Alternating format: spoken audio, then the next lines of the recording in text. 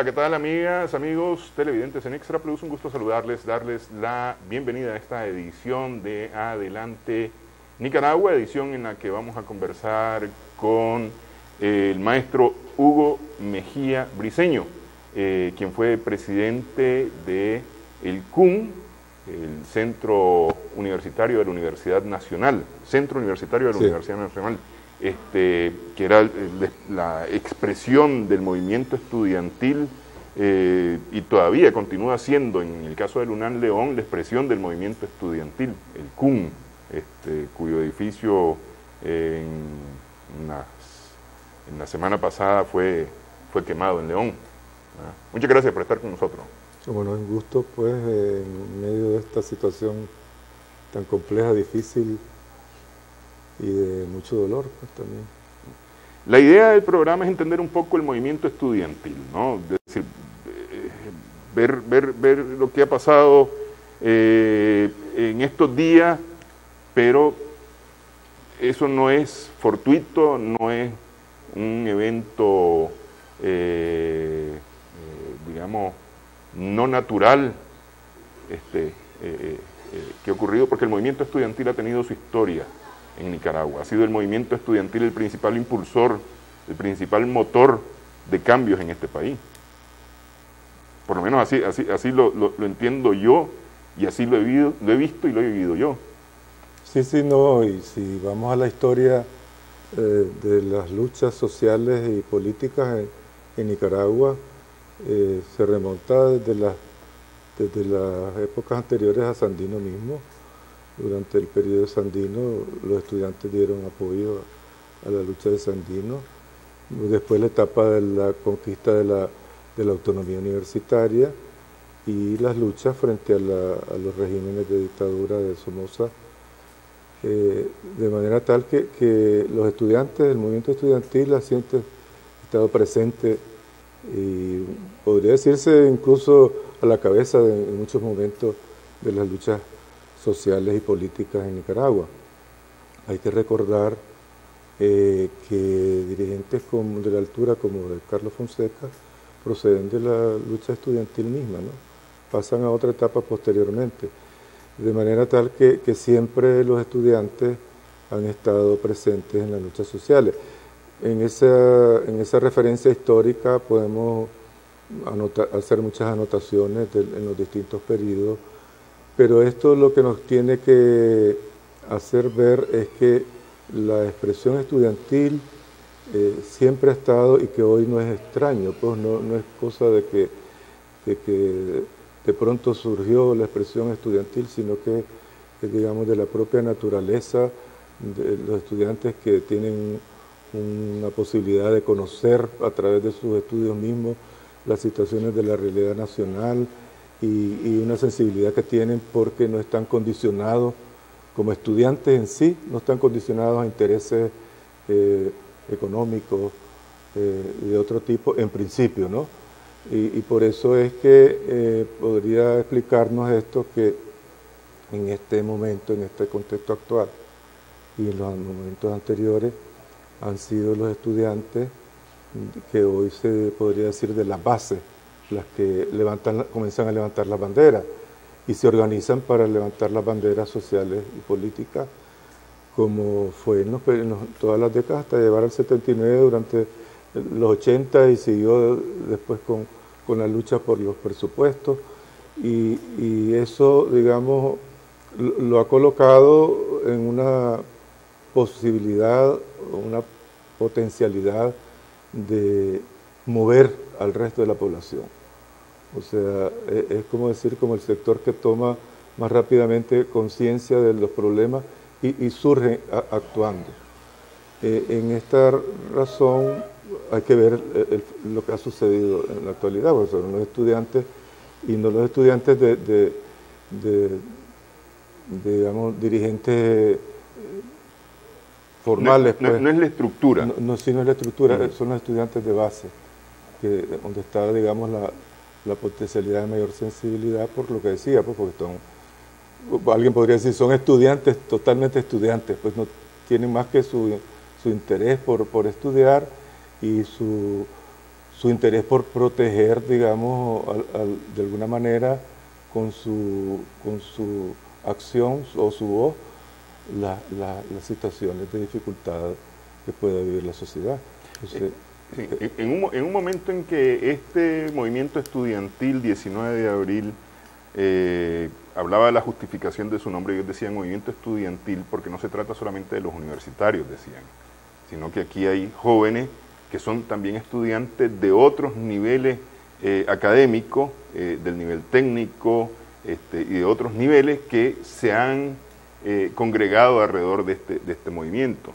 Pero es decir, es básicamente esto mismo de lo que estamos hablando, el hecho de entrar al conocimiento, entrar al análisis científico de las cosas y contrastarlo contra la realidad, efectivamente lleva a acciones concretas. Hay gente que dice, cuando yo estaba joven yo quería cambiar el mundo y después me di cuenta de que no se puede. O que no se podía en la forma que Sí. se pensaba en ese momento. Por eso es digamos, de anotar que dónde surgen las acciones en este momento. Pues surgen en áreas que han sido bien sensibles, como el área de medicina. Los estudiantes de medicina siempre se han caracterizado por tener más, digamos, respuestas sensibles. Claro, hay otras que en su momento, por ejemplo, fue el área de ciencias económicas, el que tenía más preponderancia. Más preponderancia por el estudio y conocer la realidad. Ahora fueron los de la UNA, por ejemplo, que también están bien ligados a la realidad y son estudiantes, totalmente estudiantes, ¿verdad? O sea, que quiero decir estudiantes, totalmente estudiantes, porque hay estudiantes que también tienen actividad laboral. Pero en este caso, por ejemplo, los de medicina, entregados totalmente a ser estudiantes, los de la UNA, en gran mayoría también. Entonces ahí es donde se ve que están respondiendo a su naturaleza de ser estudiantes y la sensibilidad que tienen frente a los problemas, porque a mí me llamó la atención cuando comencé a oír por qué estaban en esa protesta, y entonces les decían algunos periodistas, pero si vos no estás contribuyendo al INS, ¿no? Vos no estás trabajando, ¿por qué es que estás protestando? Entonces decía, bueno, pero es que me tocaron a mi abuelo, me tocaron a mi tío, me tocaron a toda la familia. Entonces responde a eso, ¿verdad? Entonces ahí se demuestra que es, digamos, una razón de ser de los estudiantes tener esa sensibilidad. Ahora, que posteriormente hayan entrado otras situaciones, bueno, ya eso sería de analizar que otros elementos entraron a jugar ahí, otros personajes entraron a jugar, pero básicamente esa es la razón. O sea, no es una cosa de que alguien les dijo hacerlo, sino que su propia naturaleza tienen ese punto de partida. Y por eso hay que verlo aparte desligado de otras fuerzas que puedan estar interesados en seguir, digamos, en la complejización de esta situación y no en buscar las alternativas de salida, que es lo que se escucha pues de la población también, que quiere una salida. Ahora, ¿cómo va a ser esa salida? Es lo que hay que precisar. Está ahora planteado lo del diálogo, y en ese sentido los sectores que estaban previstos para estar en este diálogo, los sectores mismos están pidiendo que estén presentes los estudiantes, ¿verdad? Que de alguna manera se han ganado el derecho de estar sí, ahí. Ahora, la dificultad ahí, si queremos ver la dificultad, es que hay una representación, digamos, oficial en el sentido que fue puesta por los mismos estudiantes de manera formal, que son las estructuras que dirigen, digamos, en este caso la Unión Nacional de Estudiantes, ¿verdad? Y están, digamos, el resto. En esto hay que hacer una anotación. UNEN es Unión Nacional de Estudiantes, que agrupa a todos los estudiantes, en este caso de todas las universidades, ¿verdad? Principalmente las que están alrededor del Consejo Nacional de Universidades. Pero la UNEN la integran la totalidad de los estudiantes. O sea, esa es la UNEN. Cuando se dice en algunas expresiones que han habido, se desconoce al UNEN, no pueden desconocerse los estudiantes a sí mismos, porque todos pertenecen a la UNEN. Lo que se entendería que están diciendo es que no reconocen a los dirigentes, digamos, o algunos dirigentes que nos les acompañan en su protesta, porque en el caso, por ejemplo, de la Universidad Agraria, ahí los dirigentes se pusieron a la cabeza, incluso autoridades como correspondía, se ponen a la cabeza para proteger a los mismos estudiantes y velar porque sea efectiva la autonomía, de que no entren a hacer acciones de fuerza o de agresión dentro de los locales de los recintos universitarios. Sí. Entonces es importante esa diferenciación o esa distinción. El conjunto total de los estudiantes forma la Unión Nacional de Estudiantes, que hay organismos que lo dirigen, son los organismos que ahora se identifican como UNEN. Como fue en el caso anterior, en las etapas anteriores, el CUN era el Centro Universitario de la Universidad Nacional Autónoma, era la directiva de la Unión Nacional de Estudiantes. No se decide Unión Nacional de Estudiantes en todo momento, solo en los momentos de los congresos, pero era la directiva. Ahora los directivos también se le denomina UNEN, pero eso es importante sobre todo para la población y para los mismos que han estado en las acciones, pues que no se pueden negar a sí mismos porque la UNEN son todos. Ok, vamos a hacer una pausa. Quiero que nos metamos a la parte de la lucha dentro del movimiento estudiantil justamente por llegar al CUN. Porque, es decir, el CUN no era solamente el CUN, ya está, ¿no? Es decir, había un proceso para poder llegar hasta el CUN.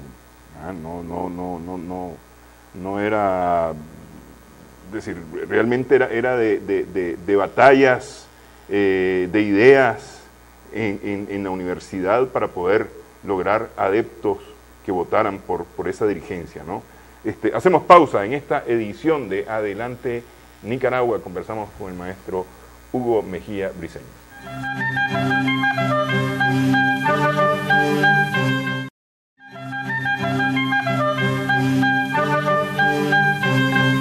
Seguimos en Adelante Nicaragua en Extra Plus. Conversamos con el maestro Hugo Mejía Briceño. Llegar al CUN era como el máximo honor que podía haber en algún momento, porque tocaba dirigir justamente un movimiento de mucha efervescencia, y no era secreto para nadie, por lo menos en los años 60, mucho menos en los 70, que eso era la cantera del movimiento revolucionario en Nicaragua.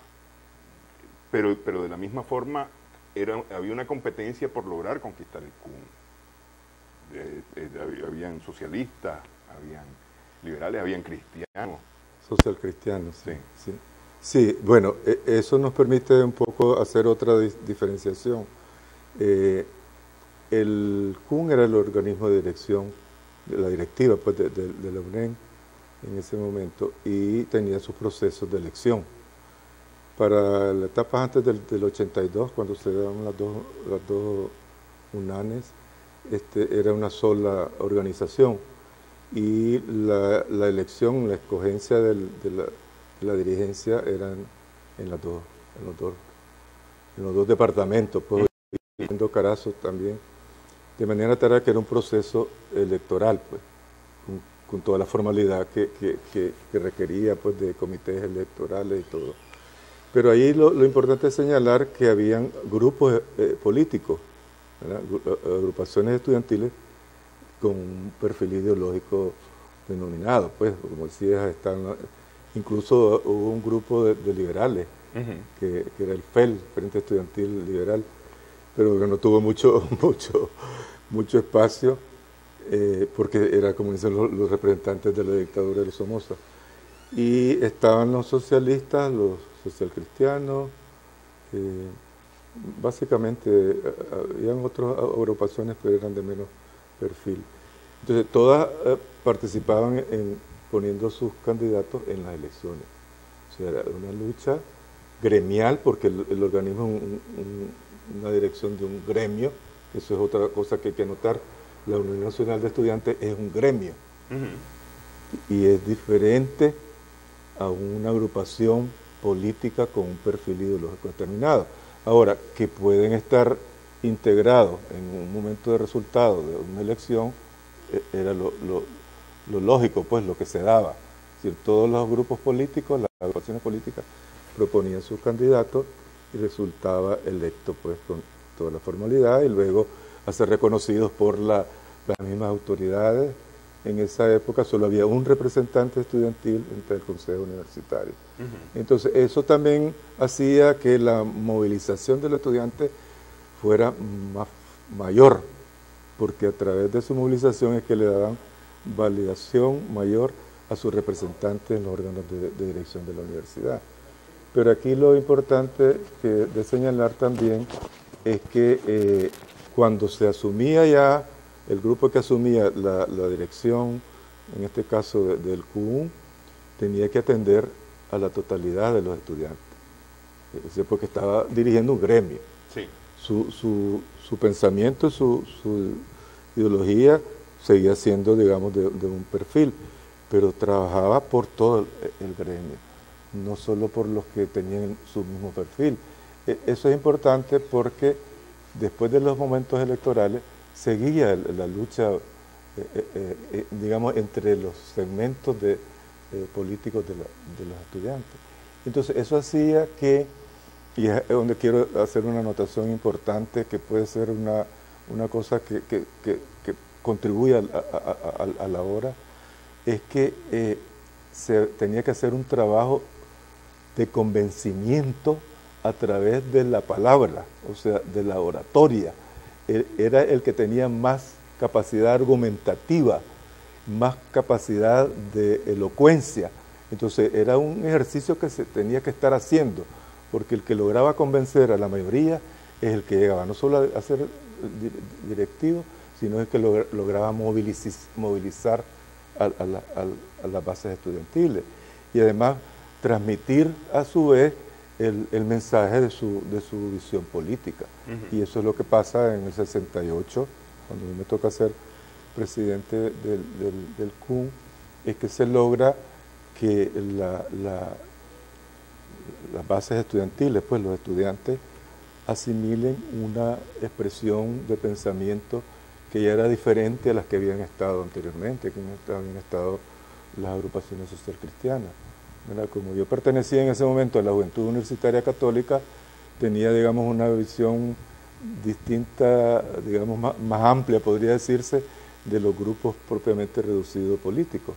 Entonces, eso permitió, digamos, que asumiendo, en ese momento yo asumí la misma línea del Frente Sandinista, porque todos los acontecimientos que habían habido en 67, yo digo en 68, está, digamos, ya claro, descartada. 67 está Pancasán, que sí, es un pacto y terrible. Está descartada la vía que habían planteado los conservadores y todo. Entonces yo asumo y planteo la línea, pues sin decirlo oficialmente, porque se trataba de que se asumiera el mensaje, pero no los membretes, ¿verdad? Y entonces se logra, digamos, que la población estudiantil va asumiendo la línea política hacia el Frente Sandinista y se vuelve una cosa masiva. Ahora, es una organización gremial, es decir, su primera línea de trabajo es los intereses de los estudiantes dentro del centro universitario. Y de la universidad, la vida académica de la formación del estudiante. O sea, la demanda de qué formación quieren los estudiantes. Esa era la bandera, ¿verdad? Decíamos, no queremos pasar a ser servidores de los que no están a favor de los trabajadores. Queremos una formación académica que nos permita hacer trabajo por una transformación cuando seamos profesionales. Entonces, esa era la bandera. Pero a la vez el planteamiento nacional, o sea, qué es lo que pasaba en el país y cuál era la posición de los estudiantes frente a la dictadura misma. Claro, es decir, no era crear una burbuja, era insertar al gremio en la realidad, al final de cuentas. Y por eso eran muy importantes los estudios que se hacían. Habían comisiones estudiantiles que hacían el estudio estadístico y todo, pues cada quien con su especialidad como estudiante para hacer los trabajos sobre la realidad y darlo a conocer eso, no solo dentro de la universidad, sino fuera de la universidad. Es decir, como un ejercicio científico. Un ejercicio científico y de aportación al conocimiento a la sociedad para que se diera cuenta de cuál era su situación, pues, en términos de lo que se vivía, de pobreza, de opresión misma, pues, y todo este Esa era una parte muy importante. Pero lo que quería volver a relevar es que estaba basado en la capacidad de convencer, de argumentar, de transmitir eso a la grandes mayoría. Y después se sale de la universidad a hacer ese mismo trabajo. Cuando se pasa a organizar a las comunidades, en los barrios, eso ya va para después ya del 70, de los 70, la década de los 70, que desemboca en el 79. Ok, este movimiento estudiantil es el que logra con el rector Mariano Fiallos Gil la autonomía de la universidad. Sí. Es decir, son los que empujan, los que aupan este movimiento con Mariano Fiallos Gil. Sí. Autonomía que se ha defendido a capa y espada hasta el día de hoy, por todo lo que implica justamente para poder lograr ese resultado que tenía el CUUN de reflejar desde la academia la realidad de la nación. Sí. Porque ese era uno de los principales objetivos, sí, porque sí. Es decir, si no, no funciona. Se quedaba en bulla, pues nada más. Es decir, sí. Se quería que hubiera efecto en la población y por lo tanto había que aportarle conocimientos que tenían la posibilidad del estudiantado. Ahora, hay que señalar que algo que decías anteriormente, que cuando decimos los estudiantes no solo es el nivel de universidad, porque entran los estudiantes de secundaria. En la lucha de esa época, los estudiantes de secundaria tienen un papel importante, claro, como es movido por los estudiantes universitarios, pero, sí, pero especialmente el diversificado, el ciclo diversificado. Sí, sí, entonces hay que notar eso, pues que son los estudiantes. En el contexto actual ya no solo son los estudiantes, son los jóvenes. Se amplió la posibilidad de entrar en el mismo ángulo, pues, de demandas o de actividades de velar por las partes sociales. Y esto, y lo quiero dejar para después de la pausa, la integración de jóvenes ya en este movimiento estudiantil, el día de hoy, ¿tiene algo que ver con los 80? Con la Revolución Popular Sandinista. Quiero dejar eso para después de una pausa en esta edición de Adelante Nicaragua.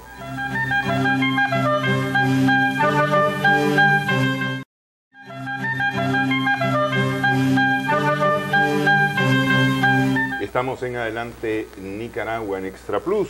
Conversamos con el maestro Hugo Mejía Briceño, presidente del CUUN de la UNAM en el año 68. Este involucramiento de la juventud, es decir, vimos a la juventud, no solamente a los estudiantes, sino ya la juventud en su conjunto, participando activamente en los últimos años de la década de los 70, en la lucha contra la dictadura de Somoza, luego en los 80 en las actividades de la defensa de la revolución, la producción y el estudio, que era digamos, que era lo que tenía básicamente como lema la Juventud Sandinista, inclusive era defensa, estudio y producción. Y luego en los 90, y ya viniendo para esta época, estamos hablando de que la juventud, de alguna manera encabezada por los estudiantes, es la que se ha involucrado en las luchas. Y digo en las luchas porque ha habido varias. Sí. A veces se nos va la memoria y dejamos de recordar, por ejemplo, no solamente el 6%, la lucha del transporte también, la lucha de las alcaldías, la autonomía, no es la autonomía, la descentralización de las alcaldías, y sí, de alguna manera autonomía también de las alcaldías. Y ahí ha estado metida la juventud y han estado metidos los estudiantes en estos procesos. Sí. Por eso decía que si bien hay núcleos en las universidades, después eso se extiende a la juventud, bueno, no solo a la juventud, pero principalmente a la juventud en toda la sociedad. Pues, es que al final de cuentas me parece a mí que por un asunto, no sé, sociológico será, la participación de la juventud involucra a todo el mundo, porque es decir, están involucrados los padres, los familiares, y si ese joven ya tiene familia, está involucrada su descendencia también. Así es, sí, va a abarcar hacia arriba y hacia abajo, todo, Sí, todo generacionalmente. Porque yo digo, en la alfabetización fuimos 150.000 brigadistas, pero estaba el país involucrado todo, de cabeza, porque eran los padres de los alfabetizadores o los familiares de los alfabetizadores, pero también los alfabetizados y su familia. Claro, la retaguardia de abastecimiento en gran parte eran la familia, Sí. para los que estaban directamente en la alfabetización. Sí, eso es una cosa importante de tener visualizado así. Me preguntabas algo de que si tenía algo que ver las luchas estudiantiles o las experiencias. El involucramiento de la juventud en las luchas estudiantiles o ya sumarlo, juventud y movimiento estudiantil como un solo movimiento en las luchas, ¿tiene algo que ver con los 80 en Nicaragua? Sí, claro que sí, porque la experiencia que tuvo la juventud, ya en términos amplios, en la alfabetización y en la defensa en aquel momento de la revolución, ya trascendía al ser estudiante, ya estaban involucrados los jóvenes. Bueno, hubo momentos críticos al final de los 80, pero estaban involucrados. Y eso se continuó después de los 80, después de los 90, pues. Porque la lucha, por ejemplo, del 6% era una lucha simplemente por presupuesto, sino por la existencia de la universidad pública como espacio para que puedan entrar a ese nivel de educación los que no tienen recursos para hacerlo en el ámbito privado. Ese era el significado del 6%. Se presentaba como una cosa presupuestaria, sí, pero era más allá. Y de hecho se logra, pues, en esa lucha se logra, porque hay que recordar que para ese periodo se levantaba la bandera, algunos sectores políticos levantaron la bandera que se destinara lo del 6% a que cada estudiante escogiera la universidad privada en que quisiera ir. O sea, era extinguir la universidad pública, sí, ¿verdad? Entonces no tendría el nivel. Sí, dejar el 6% como un sistema de becas, ajá, básicamente. Como sí, había sido la experiencia en Chile.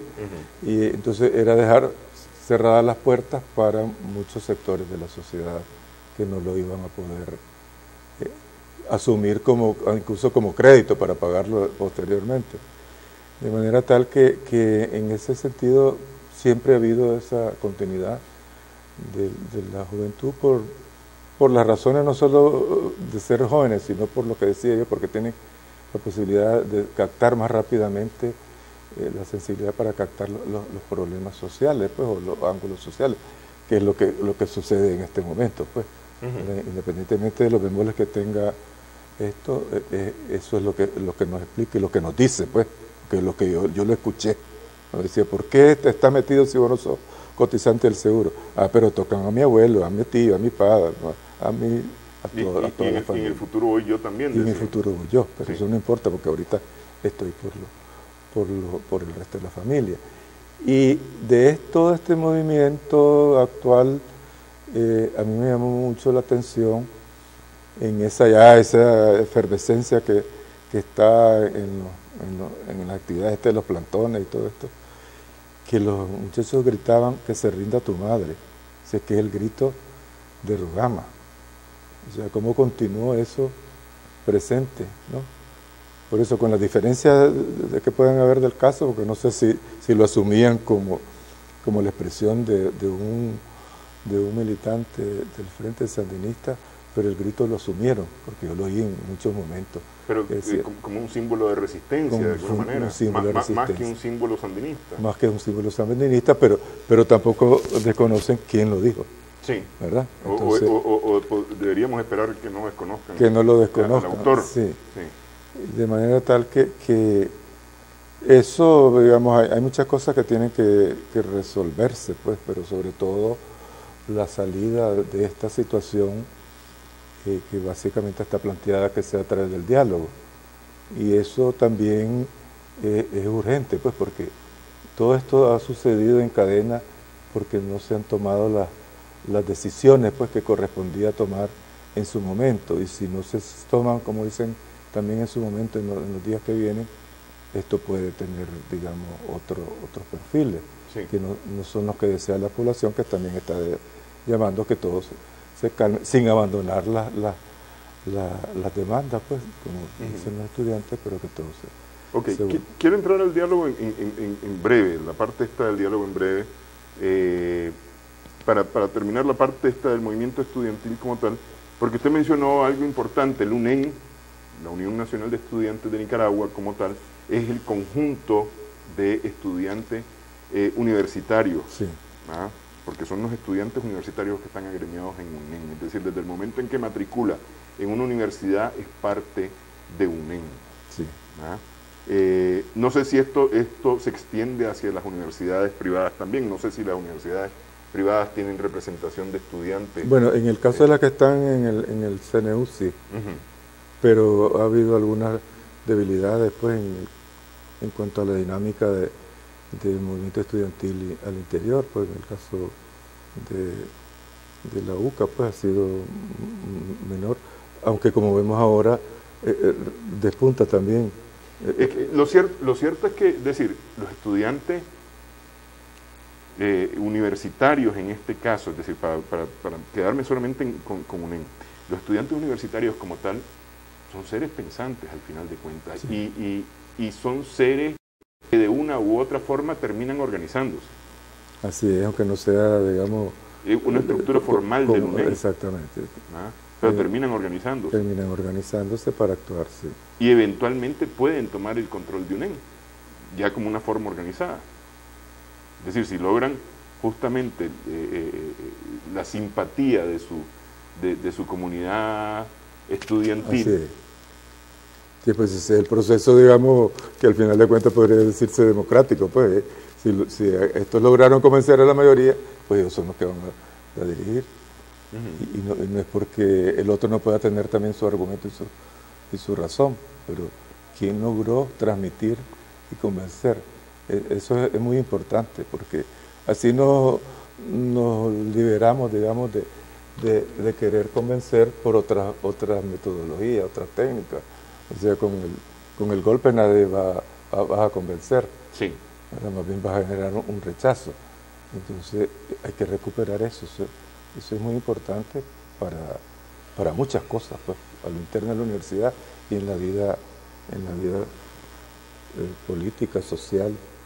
En ese sentido, lo mismo de la UNA, y hablo de los docentes, no solo de los estudiantes, han sido bien claros en ese orden, ¿verdad?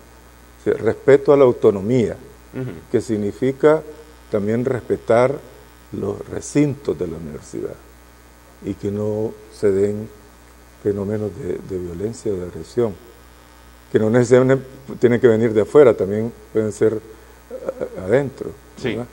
Pero entonces no estamos usando realmente la autonomía, si estamos haciendo métodos de agresivos al interior.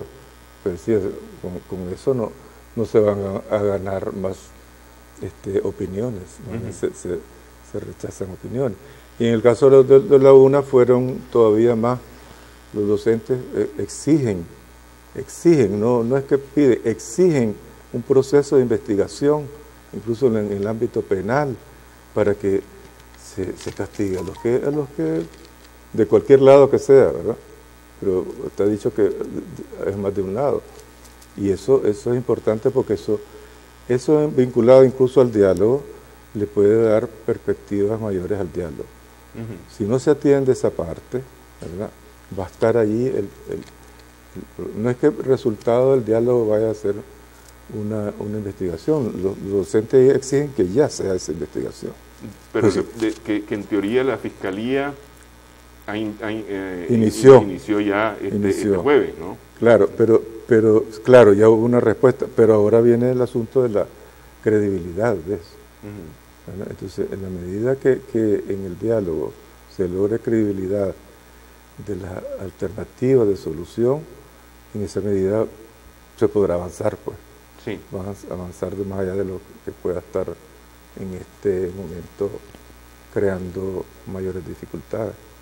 Y en mi opinión, esta investigación debe de determinar, y eso sí con alguna urgencia, la realidad de los hechos, porque estamos ante demasiados rumores. Hoy día se habla ya incluso hasta de más de 70 muertos en algunos lugares, pero todo a nivel de rumor, ¿verdad? Se habla de gente que aún está desaparecida, pero igual se mantiene eso a nivel de rumor. Se habla de que todavía hay personas detenidas, pero también a nivel de rumor, pues porque es decir, por el otro lado la policía dice, ya nosotros liberamos a todos los que habíamos capturado. Los hospitales dicen, aquí ya no tenemos, es decir, más que los que estamos atendiendo, que están vivos todavía, a lo mejor en una condición más o menos grave, pero tenemos a esta gente viva, muertos aquí no tenemos, ¿verdad? Y lo cierto es que yo no sé a dónde se denuncian las personas que no están desaparecidas, que no sea en las redes sociales o no sé, pues la verdad es que no sé por dónde se pone la denuncia. En teoría debería de ser ante la policía, ¿verdad? Pero en fin, esa investigación tiene que empezar por ahí, por determinar esos números exactos. Así es, para que todos tengamos certeza de qué es lo que se está investigando. Claro, y no estar sujeto también a que alguien esté inventando, pues, sí, o está suponiendo. Y eso causa más tensión, más dificultad. Sí. O sea, porque... Y además que hay que ser responsable, pues, cuando alguien tiene que decir, alguien diga que hay otro muerto, o sea, que no es cuestión de decirlo, es que tiene que demostrar los hechos, si es que quiere contribuir a que se solucione y se sancione o se siga el proceso correspondiente para sancionar a quien haya cometido esos delitos. Pero de otra manera lo que se estaría haciendo es alimentar la hoguera. Sí. Y eso no sería muy responsable. Si son ciertos, que lo plantee. Y tiene que haber entidades que lo certifican, pues en este caso que Cruz Roja, hospitales, todas las instancias que atienden a las personas de emergencia. Tiene que haber una responsabilidad. Pero también ahí como que falta, digamos, la información de esta fuente, que categóricamente estos son los que se han, no sé si se ha dado, pues, pero yo no la he escuchado. Y eso es muy importante porque si no, eso va a ser una espiral que no va a tener fin. No va a tener fin. Bueno, vamos, hacemos pausa en esta edición de Adelante Nicaragua.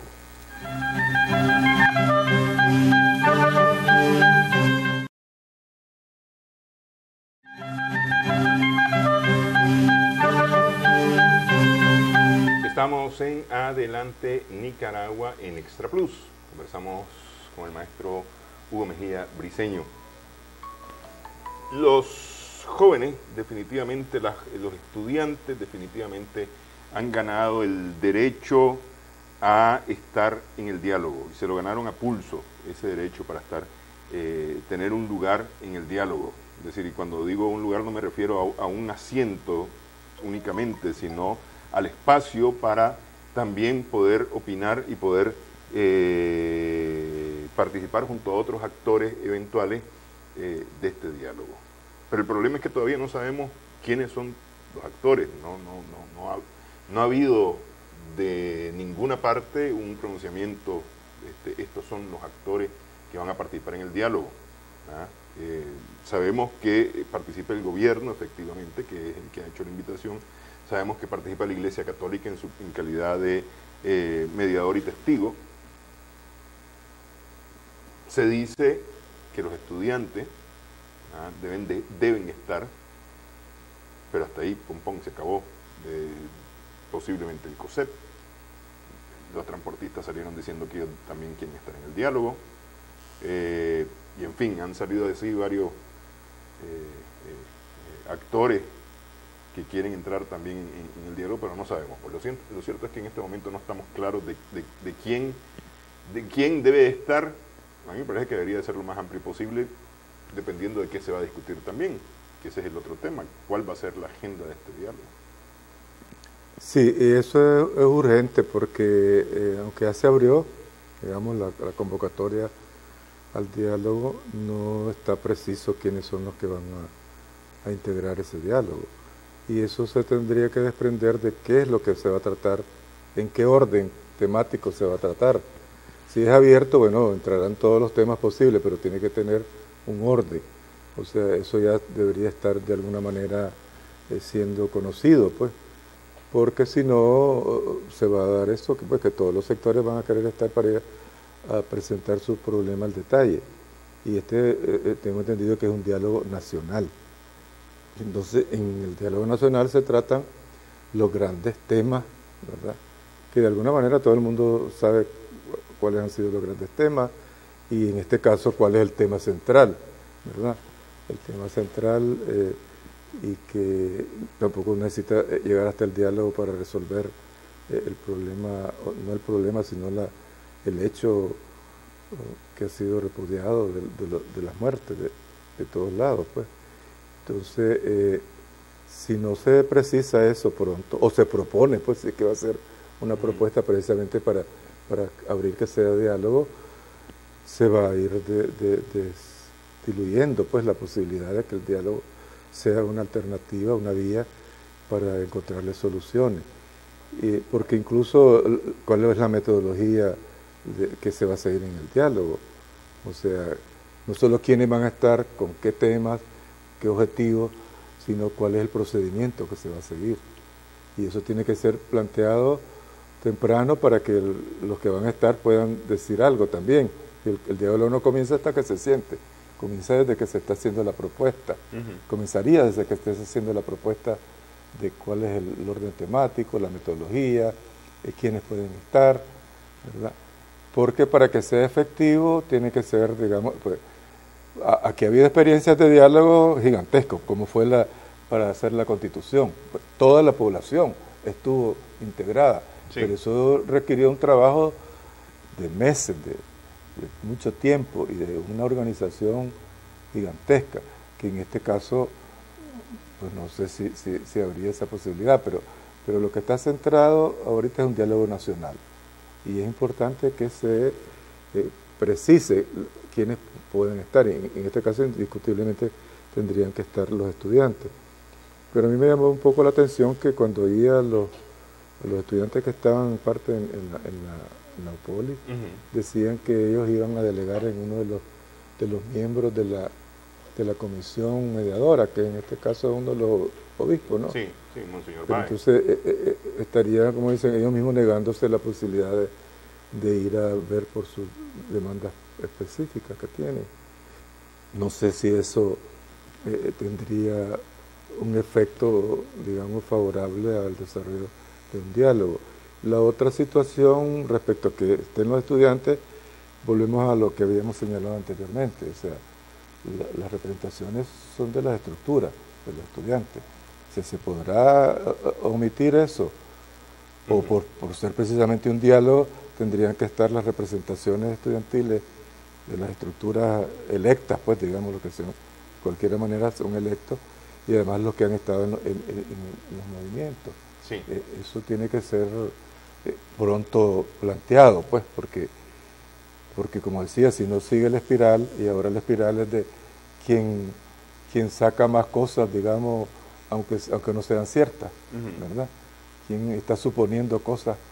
Entonces el diálogo tiene que legitimarse ante la población también. Sí, pero a mí el hecho de pensar en que va a estar la estructura actual, formal, de la Unión Nacional de Estudiantes de Nicaragua y no los estudiantes que han protestado, que justamente han denunciado a esa estructura como una estructura que ellos no se sienten representados por esa estructura, ¿verdad? Sería no salir del problema de alguna manera, es decir, sería quedarse empantanado en el problema, pues, porque no se ha resuelto nada, pues, en esa parte. Sí, provocaría más tensión también. Sí. Sí. Entonces, por eso es que ese es un punto bien delicado, porque tiene que despejarse. Pero no sé por qué razón los estudiantes que estaban en la UPOLI dicen que ellos van a delegar.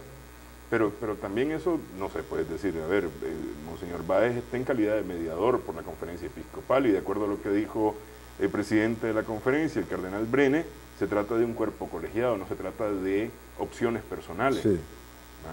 Por lo tanto, bueno, el Monseñor Brene tampoco ha ha dicho acepto, no acepto, pues la lógica sería, no, ustedes deben de estar por ustedes, porque yo no puedo representarlos a ustedes por la condición en la cual voy a participar. Esa sería la lógica, creería yo. Sí, la respuesta lógica esperada. Pero bueno, vamos a ver qué respuesta. El otro aspecto es que, además de hacer las precisiones, las aclaraciones, que lo de esperarse sería que sean en propuesta, proponemos que estos sean los sectores, a ver qué dicen. Pero eso tiene que tener una prontitud, pues, porque si no, todos los problemas nacionales llevaría para un diálogo, como han sido otros diálogos, no solo en Nicaragua, que se institucionalizan por años, pues. Y bueno, aunque puede ser bueno que haya... Bueno, tuvimos una experiencia en los 80 de un gran diálogo nacional que incluso se televisó. Sí. Sí, a eso me refería yo. Pero bueno, hay cosas que son más urgentes. Por eso decía, establecer la agenda y el orden, o las propuestas de agenda y el orden en el tiempo que se pueden abordar y resolver. Y eso aclara a la gente, bueno, se van a ir resolviendo cosas en determinados plazos. Pero hay cosas que son de inmediato. Hay puntos que tienen que ser resueltos de inmediato, que está ligado a esto que ha sucedido en esta semana. Pues ya no es el INS, pues el INS tendrá que ser también objeto de parte del diálogo, pero es la situación que se ha vivido. ¿Cómo se resuelve? Como ya lo planteó los docentes de la UNA, abran un proceso. Además de condenar esos hechos, abran un proceso penal para los que están involucrados, tanto de un lado o de otro. Yo creo que incluso dicen de la policía y las organizaciones juveniles que estuvieron en actitud de agresión. Entonces, eso es buscarle salida, pues. Pero si no se da eso paralelo a la instalación del diálogo, va a haber una dificultad para que el diálogo tenga efectividad. Y el otro elemento que tampoco, no sé si está pensado, pero pensando en la misma legitimidad, porque legitimidad es que lo reconoce la población, ¿no? Es buscar un acompañamiento también de un organismo, pues, ¿por qué vamos a estar cerrados a que tengan que ser las entidades simplemente locales, pues nacionales? Sí, esas son las principales que tienen que estar, pero un acompañamiento, no sé de qué organización, porque todas las organizaciones, en este caso internacionales, también están con cierto cuestionamiento, pues, como en el caso de la OEA, pero porque tampoco no sé si esto sea de naturaleza para esa entidad para estar en una actividad de diálogo como esta. Pero hay organismos en el exterior que se dedican al estudio de estos problemas y son organismos serios, pues, de académicos, de científicos, como para un acompañamiento que le dé también ante la población, bueno, porque pueden decir, y son los mismos que van a estar tratando las cosas, son los mismos actores. Generar confianza. Generar confianza, eso es sumamente importante. Y yo te aseguro, incluso pueden haber universidades que tengan equipos de académicos que son expertos también en materia de diálogo, porque diálogos han habido, yo recuerdo haber asistido a eventos de diálogo en las situaciones que vivían mundialmente, porque me tocó también estar en los comités de paz que se trabajaba en esa época del 80, no solo por Nicaragua, sino por todas las situaciones que se vivían a nivel mundial.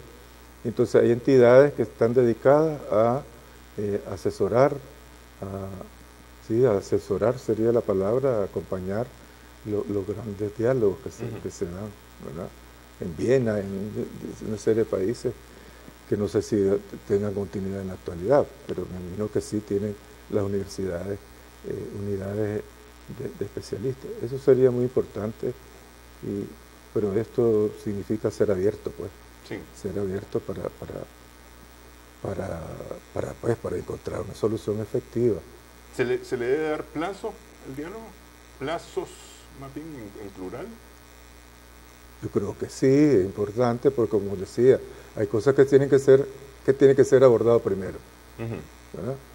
Que tiene que ser abordado en el tiempo enseguida. y así sucesivamente. Entonces implica plazo, implica hasta cronograma, pues de ser posible. Pero como el cronograma tiene que elaborarse dentro del diálogo seguramente, pero sí proponer los plazos. ¿No? Si queda indefinido, se va a ir diluyendo la alternativa del diálogo y el clamor por la paz, como se dice, es de todos lados. Ahora, ¿esa es la mejor opción que tiene Nicaragua ahorita? El diálogo. Bueno, es que el diálogo tampoco inhibe o excluye la posibilidad de que actúen las entidades públicas. Por ejemplo, porque, bueno, ya hay un dirigente nacional que reconoció que había sido un error lo del MINS, pero no se ha escuchado el resto de las instancias de gobierno, una cosa tan... Sí, pues, cualquiera puede, no cualquiera, pues siempre pueden haber errores. Sí. ¿Por qué no reconocerlo? ¿Y por qué no decirlo a la población? Mire, lo sentimos, o sea, alguien dijo, creo que no sé si son los de la UNO, pedir perdón a la población por los hechos, que nadie está pensando que lo hicieron con premeditación, pues ha surgido de una situación digamos, de tensión, de conflicto, de gran conmoción social, pues, de gran conmoción social y política.